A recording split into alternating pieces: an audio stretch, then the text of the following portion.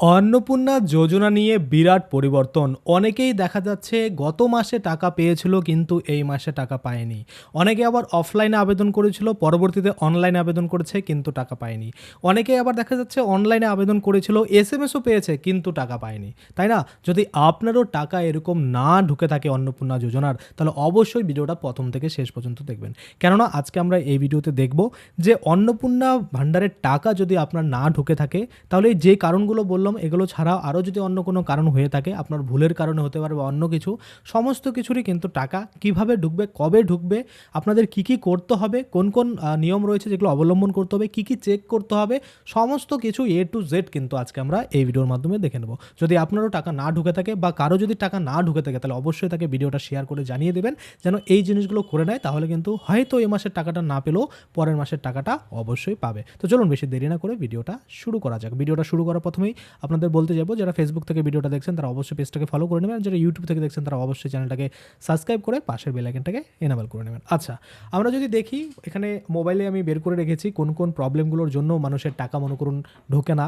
সেটা হচ্ছে যে অন্নপূর্ণা ভাণ্ডারের টাকা না ঢুকলে বর্তমানে করণীয় কী বা আপনারা কী করবেন। যে কারণগুলো বললাম, যে কোনো একটা কারণে হতে পারে আপনার টাকা ঢুকেনি, তাই না? অনেকেই অফলাইনে করেছিলেন, গত মাসে টাকাও পেয়েছেন কিন্তু এবার পাননি, এরকম কিন্তু অনেকেরই হয়েছে। আমি আশেপাশে অনেক দেখেছি, তাই এই প্রবলেমগুলো বা অনেকে আমাকে হোয়াটসঅ্যাপেও বলছেন, যার জন্য কিন্তু এই প্রবলেমটা নিয়ে ভিডিও করছি। আচ্ছা, এটা হয়েছে, সাথে সাথে এমন হয়েছে কারো কারো এসএমএস দিয়েছে বাংলায়, যে এসএমএসটা যে আপনার অ্যাকাউন্টে অন্নপূর্ণা যোজনার 3,000 টাকা জমা করা হয়েছে, এটা আসছে কিন্তু আপনার টাকা পাননি, এরকম কিন্তু অনেকেই বলছে যে দাদা এসএমএস পেয়েছি বাংলায় কিন্তু টাকা আসেনি। আবার অনেকেই বলছেন দাদা আমাদের এসএমএস আসেনি কিন্তু টাকা ঢুকে গেছে, এরকম কিন্তু হচ্ছে, তাই না?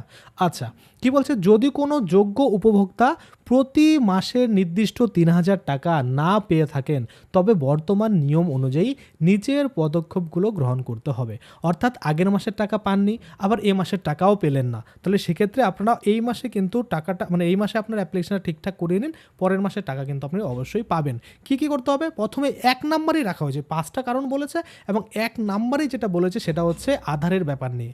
আধার সিডিং, এটা কিন্তু খুব ভাইটাল। আমরা জানি এই টাকাটা পেতে মানে যে কোনো গভর্নমেন্ট সাবসিডি পেতে সেটা কিন্তু এই ডিবিটির মাধ্যমে আমাদের দেওয়া হয়, যেটা আধার সিডিংয়ের মাধ্যমে। এখানে পরিষ্কার বলছে যে আধার ও ডিবিটি লিঙ্ক যাচাই, আপনার ব্যাঙ্ক অ্যাকাউন্টের সাথে আধার এবং ডাইরেক্ট বেনিফিট ট্রান্সফার অর্থাৎ ডিবিটি সচল আছে কি না তা ব্যাংকে গিয়ে বা এনপিসিআই পোর্টালে পরীক্ষা করুন।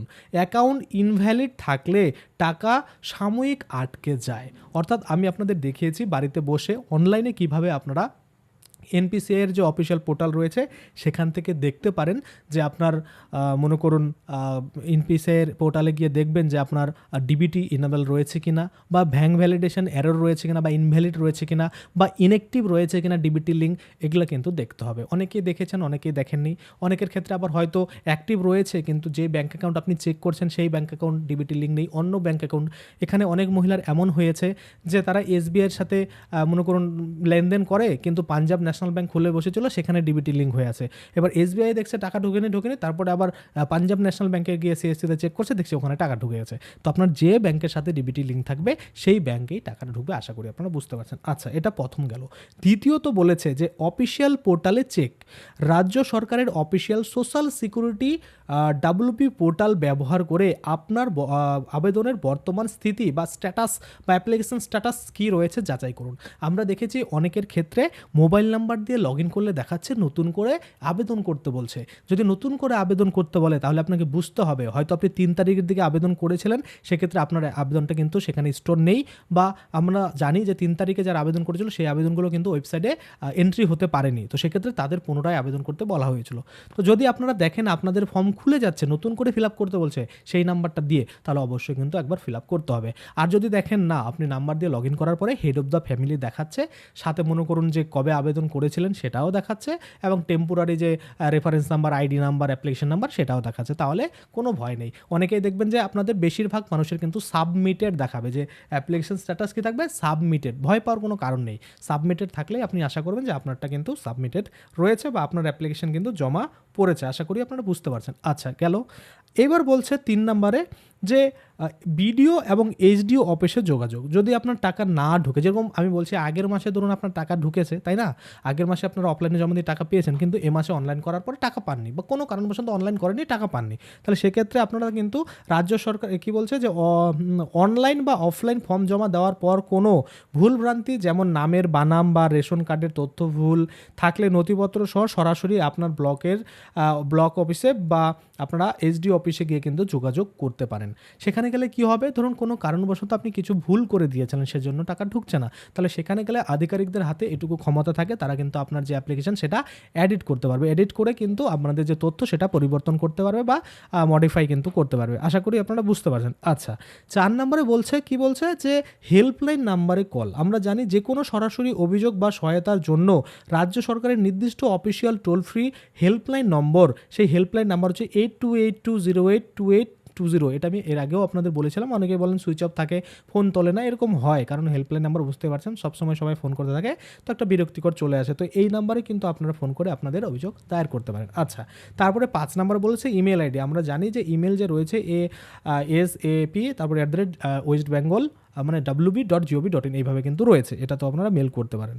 আপনারা বিচলিত হবেন না, কেননা একজন প্রকৃত প্রাপক এই পরিষেবা থেকে কখনোই কিন্তু বঞ্চিত হবে না, যেটা আমি আপনাদের প্রথম থেকেই বলে আসছি, যে আপনি যদি সত্যি যোগ্য হন তাহলে আপনার ভয় পাওয়ার কোনো কারণ নেই, কারণ আপনার যে মনে করুন আবেদন সেটা বর্তমানে হয়তো পেন্ডিং রয়েছে, কিন্তু আগামী দিনে সেটা অ্যাপ্রুভাল পাবে, আর আপনি প্রত্যেক মাসে 3,000 টাকা কিন্তু অবশ্যই পাবেন। আশা করি আপনারা বুঝতে পারছেন। তাহলে অন্নপূর্ণা যোজনা 3,000 টাকা অনেকের ব্যাংকে এখনও পর্যন্ত ঢোকেনি, এটা মাথায় ঢুকিয়ে নিন। এর আগের মাসে পেয়েছেন কিন্তু এ মাসে পাননি, তাহলে একটু অপেক্ষা করে দেবেন, তারপরেও যদি না ঢোকে তারপরে কিন্তু আপনার এসডি অফিস বিডিও অফিসে দিতে পারেন। এবার বলবেন দাদা আজকেই এখনই চলে যাবো, না এখনই না, আপনারা 10 তারিখ অবধি ওয়েট করুন।